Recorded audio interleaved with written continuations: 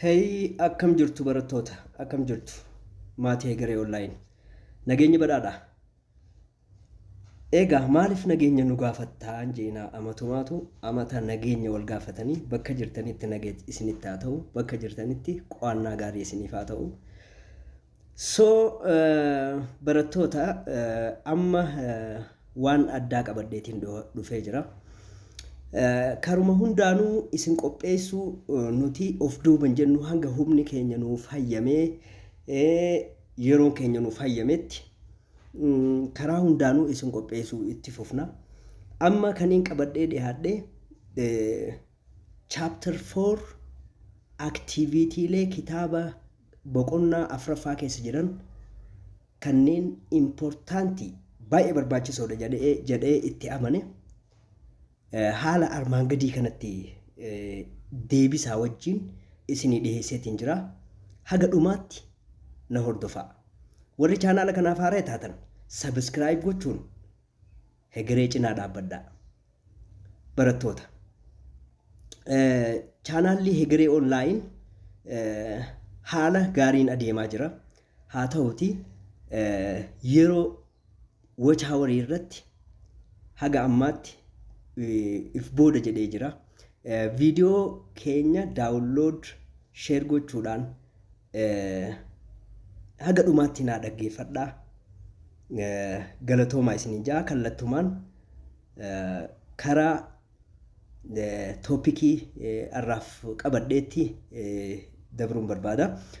Activity 4.1 kitaaba keessanirra nalaaluu dandeessu jechuudha. Question number 1. Why did Italy join Triple Entente? Xaaliyaan akkuma beekamu bara 1915tti Triple Entente seente. Alliance irraa baate. Why Italy joined Triple Entente? The answer. In 1915, Italy joined the Triple Entente because the land that Italy wanted was still occupied by Austria. So she got a promise to deliver the territory from the Allies. Kana deebisaan. Maali xaaliyaawwanni Triple Alliance baatee Triple Entente seenteef daangaan isiin barbaaddu lafti isiin barbaaddu hanga ammaa Austria jala waan jiruuf warri Allied power Triple Entente maal waada galaniif yoo nuti waraana kana injifanne daangaa san dabarsinee sii kanninaa kootuuti jaala keenya tahii janiin gabaabdu finish period. Kanaaf xaaliyaan Triple Alliance baatee Triple Entente seente jechuudha. The second question. What was the day's secret society? Secret society gaafa Serbia keessatti secret society or black hands organization jedhamu laallee jira. Secret organization. Secret organization isa waa'ee terrorismiitti hojjeta. Ajjechaatti hojjeta. This secret society in Serbia, popularly known as Black Hands, was a service organization that carried out a terrorist activity against Austria-Hungary from 1911. Bara 1911 irraa kaasee organizationiin kun secretidha. Dhoksaadhaan namoota barbaadan hanti godha jechuudha. Hanti godha. So the terrorist activity of this organization eventually led assassination of June 28, 1914 in Sarajevo, Bosnia, the capital of Bosnia, of Archduke Francis Ferdinand and his wife Sophia by Gavrilo Princip, a Serbian nationalist. The assassination of Austrian Archduke had a catastrophic effect and became the immediate cause of the First World War. Barattoota. June 28 bara 1914 magaalaa Sarbiyaa Sarajevotti namichi naashinaalistii Sarbiyaa ta'e tokko mootii Austrian Crown Prince ajjeese. Ajjechaan kun sababa battalaa waraana addunyaa tokkoffaati jechuudha. That is all. Sanifu secret society or black handing kun organization secret dho'isaadhatti ijaarame jechuudha. That is all about. Activity 4.3 maal jaa? Discuss the Germany's spring offensive of 1918 briefly. Here, German waraana addunyaa tokkoffaatti strategy waraana mataa isii baafatte. Strategiin waraana German during the First World War baafatte maal jaama? Schelfen plan jaama. So, spring offensive ka jedhu kun strategy isa biraa kan bara 1918tti the Germans made a plan for 1918 general offensive along western fronts. Gama dhihaatiin waraana gama dhihaatiin jiru irratti especially spring offensive kana methodii kana plan goote karoorfatte to divide British and French armies in a series of feint and advances. Addam muru waraana Briteenii kan Faransaayii dhufuuf waraana Faransaayii gara Faransaayii dhufu kan addaan baasu addaan qoodanii kar lamatti waraanu. But the spring offensive proves to be failure. Haa ta'uti sababa humni waraana Briteenii Faransaayii coordinated ta'aniif addaan baasuu hin dandeenye. Spring offensive haala kanaan kufee jechuudha. Akkuma Marshall Plan.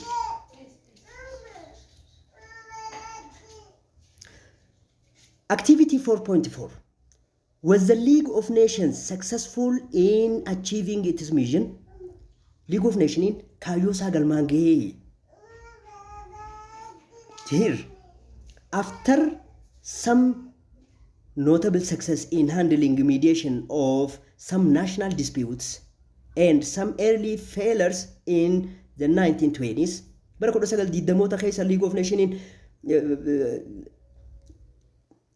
rakkoon isa mudatus wantoota tokko tokko rakkoo manguddummaan furuu yaalus at the beginning garuu bara 1920moota keessa failuriin isa qunname and ultimately proves incapable of preventing aggressions by Axis power in 1930s.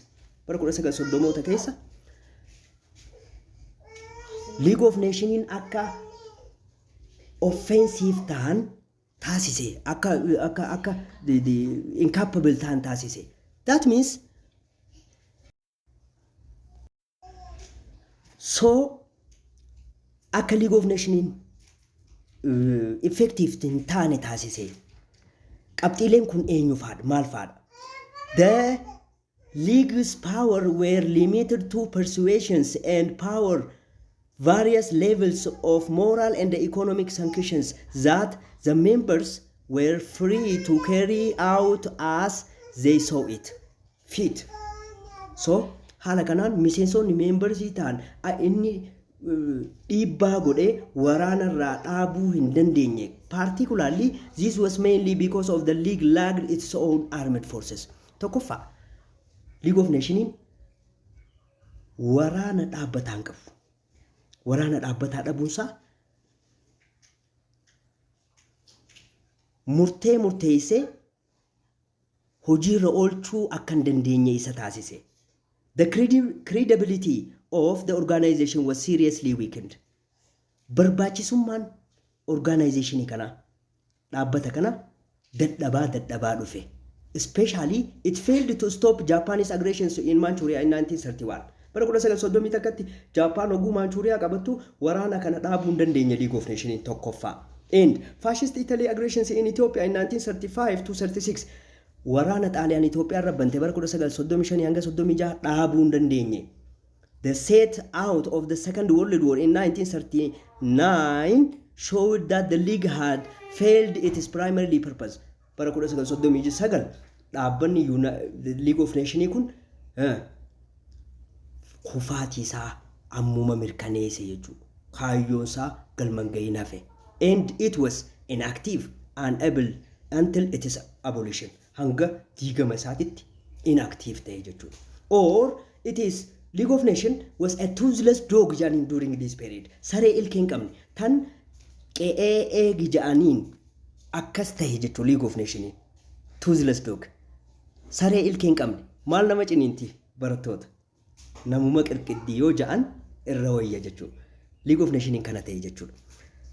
Activity 4.7. Question 1. Identify the term Bolsheviks and Mensheviks. Bolshevik fi Mensheviks Russia keessatti paartiidha. Party Social Democratic Labour Partyidha. Isaan lachuu party socialistiiti.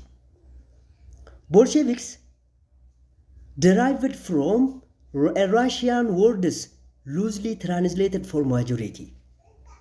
Afaan Russiaatiin Bolsheviks jechuun majority jechuudha. Were members of the factions of RSDLP, Russian Social Democratic Labour Party, of Marxist political party, Communist and Workers' Party. The other functions of RSLDP was known as Mensheviks, term derived from minority. Minority Mensheviks minority. So the two splits into factions occurred at the Second Party Congress of 1903. Bara 1930 duwwaa sadiitti addaan bahan jarri.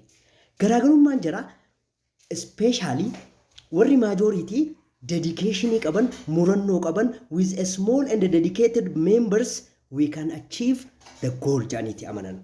Kaayyoteen miseensa murannoo qabuun waa xiqqoon galma gahuu dandeenya jaan. Minority Mensheviks they wanted to include even non-socialist party. Warra capitalist tuuf keessa mahuu fadhan. They were inclusive. Miseensan filan addaan. Filuu dhabuun akka namichi Leo Trotsky party tana gadhiisee gara Bolsheviks deemu taasise jechuudha. Congress party second Congress party gaggeessan san irratti akka inni sandiigu taasisan jechuudha. Second, what were the two distinct phases of Russian Revolution? Russian Revolution phase lama qaban jennee ilaallee jirra. Kutaa keessatti barataniitu jee namana. The answer here, the first revolution began with the revolt of March 8 to 12, 1917. This was in especially in February 23 to 27 in Julian calendar, which is in use in Russia. Russia keessatti Russian maal fayyadamti? Julian calendar fayyadamti. Julian calendar February 23 hanga 27tti warraaqsa ta'eedha jechuudha. So in which resulted in the overthrow of autocratic empire or imperial monarchy, and it is frequently called February Revolution. February Revolution kanan monarchy in Russia Tsar ni khufe. The second, which opened with an armed insurrections of November 6 to 7 or October, the Julian calendar, October the 24 and 25, which is October Revolution kajennuun kun organized by Bolsheviks party against the provisional government. Mootummaa cehumsaa yeroo cehumsaa Russia irratti insurrection jeequmsi akka ka'u taasise Bolsheviks party. Jeequmsa kanaan the provisional government affect change in all economic, political, social relationship in Russian society. Jijjiirama waarawaa karaa dinagdeetiin, karaa siyaasaatii fi hawaasummaatiin akka fiduuf infect godhe jechuudha. Which is often known as October Revolution jennaan jechuudha. October Revolution jennaan. October Revolution kanaan. However, the immediate cause of February Revolution, activity 4.9 irratti, immediate cause of February Revolution is, although the revolution's agitation and arrest were increasing in the Tsarist Empire, warraaqsa kakaasuun jeequmsi dabalaa deemuun Empire Tsar keessatti dabalaa deemuun in the period just before the First World War, waraana addunyaa dura ture jechuudha. It was the war that directly precipitated February Revolution.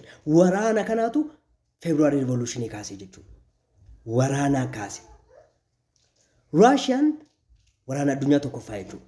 Russian Revolution by imposing intolerable strain of the Russian armies. Waraanni Russia waraana addunyaa tokkoffaa keessatti akkuma beekamu maal ta'e ni injifatame. So the working populations of the towns and the discrediting of the regimes will all the class. Hojjettoonni hawaasni hojjettoota magaalaa keessa jiraatan value dhaban mootummaa san keessatti jechuudha. As well social class hunda biratti maal dhaban? Credibility dhaban. Kanaaf haala kanaan immediate cause of the revolution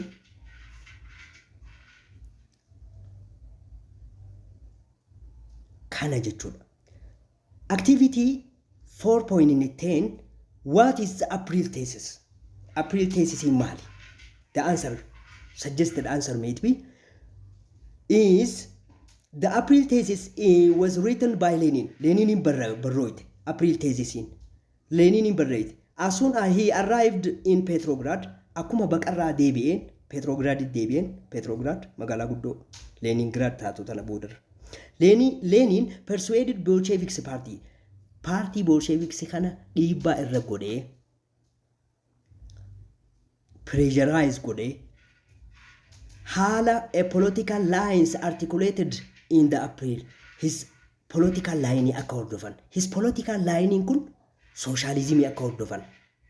The main idea of this thesis kun kaayyoonsaa guddaan kaayyoonsaa guuruun was there was no support for provisional mootummaa ce'umsaa kanan deeggarinaa jeen. Not only that but also the war waraanaas hin deeggarinaa jeen. Russia waraana addunyaa keessaa baasuuf deebagaa. And also Russia should prepare for socialist revolution. Russia warraaqsa hawaasaatiif hawaasummaa socialismitiif qophaa'uutu irra jiraata. Lenin also raised the slogan all power to the Soviet. Dhaadannoo maal jedhuun dhufe? Aangoon hundinuu ta Sovietiti. Soviet kun provisional government booda mootummaan dhaabbate Sovietidha. Sovietii kana keessatti qaamni hawaasaa sadeenuu bakka bu'ee jira jechuudha. Eenyufaan peasant. Peasant qonnaan bultoota, workers hojjettoota, as well armies. Qaamni sadeenuu bakka bu'ee jira jechuudha. Qaamni sadeen kun maal barbaada? Peasant wanted land. Because the land was in the hands of landlords. Kanaaf peasantiin lafan qaban. Hojjettoonni food, they need food. Hojjettoonni nyaata barbaadu. As well, armies need peace. Kaayyoo kanaaf walitti dhufanii Soviet ijaaran. Egaa provisional government kufee booda Soviet ijaaran jechuudha. Second question. Mention 3 measures taken after the October revolutions of 1917. October Revolution booda tarkaanfiiwwan fudhataman maal fa'aadha? The answer. Here a Bolsheviks party established a government called the Soviet Council of People's Commissars headed by Lenin. Lenin in hoogganam Soviet Council ijaaran.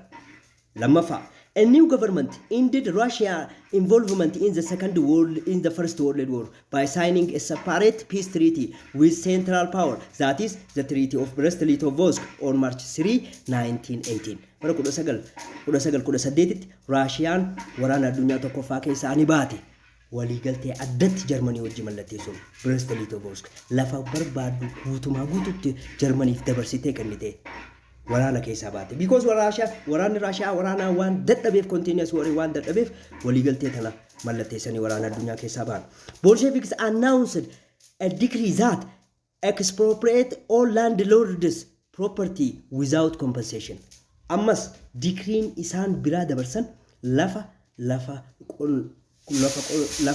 warra lordootarraa abbootii lafarraa fuudhanii gumaa tokko malee, compensationii tokko malee, kafaltii takka malee lafa abbootii lafarraa fuudhanii qonnaan bultootaaf hiran. Third, fourth, the Soviet government also announced an 8 hours working day. Za'a 8 qofa guyyatti akka hojjetamu hojjettootaaf deebisaa kennan jechuudha. duraan sa'a 24 namni hojjeta. Jiruun baay'ee qaalii. Free social insurance namni gaaraantii hin qabu. Kanaafuu inshuraansiin hojjettoota warshaa keessatti sababa qaamaaf miidhaman turtiidhaan gahan inshuraansiin akka kafalamuuf murteessan jechuudha. Digirii tana murteessan after October Revolution. 4.12 list down some mechanism by which the depression spread from United States of America to the rest of the capitalist world. Economic depression amma dura laallisan akkamitti Ameerikaa irraa gara biyyoota kaapitaalistii biraatti ce'ee tarkaanfachuu danda'e, babal'achuu danda'e. The answer, mechanisms were there were a cessation of US capital export. United States capital export inisi loan liqii karaa liqiitiin investmentiitiin investment is outside United States of America had already slowed down before the outset of the depression. Inuma good depression in sent to liqin investment in ala capital export in American go to buy that daba one to five United States investor on United States of America lenders were liqihan to the countries outside United States biyota Amerikati ala jiraniti were liqihan attempted to rescue the previous loan liqisan ak deeffachuu dadhaban nu deebisaa jaaniin and investments sochii dhabe jechuu since it was largely US capital export that had maintained the prosperity of the world capitalist economy in 1920s. Capital export in America dinagdee capitalistii addunyaa kana bara 1920moota keessa isaanii sossoosaa ture jechuudha. The successions of US capital export turned the world into depressions. Is kanaatu depression keessa isaan galche jechuudha. Slowing down of economy. When we say depression, slowing down of economy, slowing down of the GDP. Kana jechuudha. Capital export and repatriation of American capitals were particularly hard hit by the successions of American capital. Hala kana ni rukunutame jechuudha capital export in America. The closure of United States of America market or export for other countries to the USA. Warri biyya biraa America capital market itti export godhu cufatan balbala isaanii dadhaban jechuudha export godhu. So activity 4.14 question 1, which part of the society welcome fascism in Germany and Italy? Qaama hawaasaa kamtuutu faashizimii Germany fi Xaaliyaan keessatti simate? The answer, fascism made then appeal to the peoples in almost any classes appealed to especially. Qaamni isaan simate keessa ex-soldiers waraana addunyaa keessa hirmaatanii amma hojii dhabanii tatta'an warra carraan fuuldura isaanii itti cufame maal hojjanna jedhanii yaaddawan isaaniitu faashizimii simate. The ex-officers hoggantoota isaanii who do not knew any work waraana malee ka hojii biraan beeyin money and employment proletariat hojjettoota hedduutu warreen baratees ta'e warreen hojii dhabdummaa hedduu jira kanneeniitu faashizimii simate hojii barbaada jechuudha. Fascism also appealed to the intellectuals, some intellectuals. Hayyoonni tokkos ni harkifaman, especially policy fascism kanaan, especially the young intellectuals. Dargaggoonni hayyoota ta'an dissatisfied with the complacent and orderly bourgeois societies. Warreen ittiin quufin maaliin warra burjaa abbootii qabeenyaa kana ittiin quufin faashizimii kanaan ni harkifaman jechuudha. Du'aan. The second question, list down the silent feature of fascism. Here the answer is fascism stood for extreme. Xigibbahan isaan warra fiixetti baan aggressive nationalist amala isaanii keessa. aggressive national namalee jiraachuu danda'u jee kan waraana labsu nationalism if malee hin beekne jechuudha. Fascism prioritized national rights over individual rights. Mirga biyyaati mirga dhuunfaarra eega. Mirga biyyaatiif mirga dhuunfaanumaa eegu. Fascists glorify strength and military virtue. Humna waraanaatti amana. Kabaja guddatti amana. Glory. Fascism stress the supreme importance of great man. Nama dhuunfaa tokko ol fuudhuu kabajuu guddisuutti amana. Irratti xiyyeeffata. The role of national leaders. Nama tokko bulchaa namtichuma kanaatu waa hunda galmaan gaha jee gahee qabaata jeetti amana. A single party system itti amana ammas. The leaders of a party offices. The leader party monopolize all power. Angu hunda nama tokko monopolize godha. Provide a personnel for all political and most administrative offices. Waa hunda isumaa to'ata karaa siyaasaatiin karaa bulchiinsaatiin hunda namuma tokkootu dhiheessaa. All means of communication. Hariiroon communicationiin also commander state mootummaa jalatti mootummaatu hooggana. Press gaazexaas filmis tiyaatiraas books kitaabni bahuus radio control of state jala jiran jechuudha. Jarri kun hundinuu. Fascism tends towards racism. Fascismiin gosummaa qaba, shanyummaa qaba.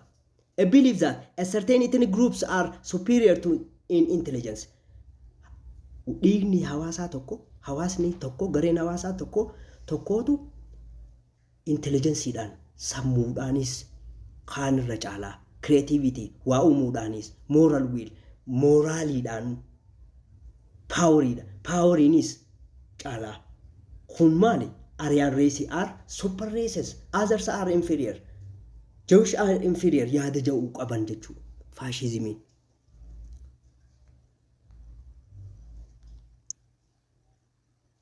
Activity 4.16 explain the policy of appeasement. Appeasement policy maali? The answer. Between 1933 to September 1939, Britain and France failed to oppose German expansion and rearmament.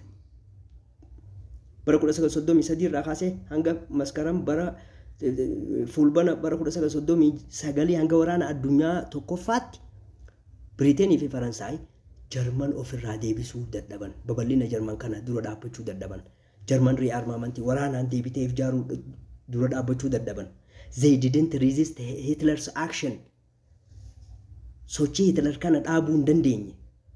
This policy of making political and territorial concession to Hitler in the hope of satisfying Hitler instead of resisting him was a policy that became known as appeasement policy. Hitler kadhachuu jechuu waan inni barbaade siyaasaas ta'e daangaa inni barbaadu san kennanii fi akka inni waraana itti aanuun goone kadhachuu jechuu. Maaliif kadhatan? Tokkoffaa wanni kadhataniif isa resist gochuu hin danda'an. Jarri waraanaaf qophii miti. This is sababa lameen kanaaf appeasement policy hordofan jechuudha. Britain fi Faransaayitu German irratti appeasement policy tana hordofee jechuudha. Appeasement policy followed by Britain and France until September 1939. Hanga bara 1939 turte jechuudha. Activity 417 is how did Germany get the upper hand in the beginning of the war?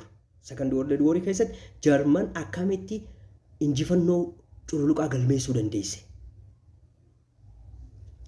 The answer, generally, at the first Germany and its ally took the upper hand in the course of the war. This was because of their long preparation. Yeroo dheeraaf itti qophaa'an Germanoonni. And the war strategy of Blitzkrieg. Strategy waraana addunyaa lammaffaa keessatti baafatan Blitzkrieg ka jennu kun strategy cimaa saffisaan weeraruuti jechuudha.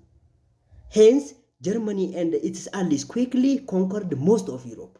Haala kanaan offensiivii kanaan Awurooppaa irra guddoo weeraruu danda'an jechuudha. barattoota. Aktiivitiin keenya arraa kana fakkaata. Guddoo irraa barattan jeetiin amana. Haga dhumaa waan naa hordoftaniif galatoomaa. Sagantaatti aanuun hanga walitti deebinutti nagayatti.